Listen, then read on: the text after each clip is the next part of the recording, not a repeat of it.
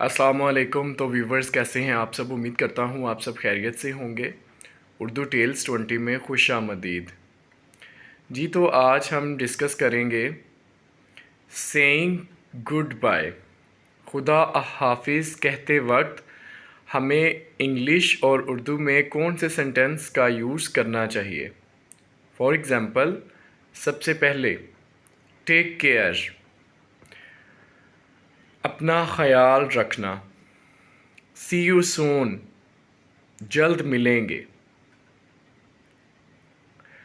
It's nice to meet you, आपसे मिलकर खुशी हुई। गॉड बी विद यू, खुदा आपका हामियो नासिर हो। बेस्ट विशेस, नेक ख्वाहिशात के साथ। जी, तो ये ऐसे सेंटेंस थे जब हम किसी से मिलते हैं या मिलने के फौरी बाद हम किसी को गुड बाय कहते हैं, तो ऐसे सेंटेंस का हम यूज़ करते हैं।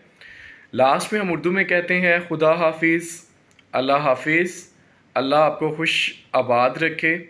आप मज़ीद एक दो दुआएं देकर रुखसत कर देते हैं।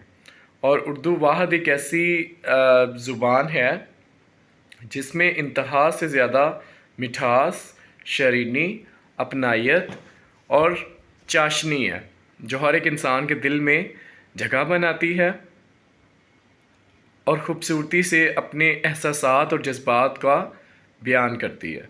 देखते रहिए Urdu tales 20। Thank you very much. अस्सलाम वालेकुम।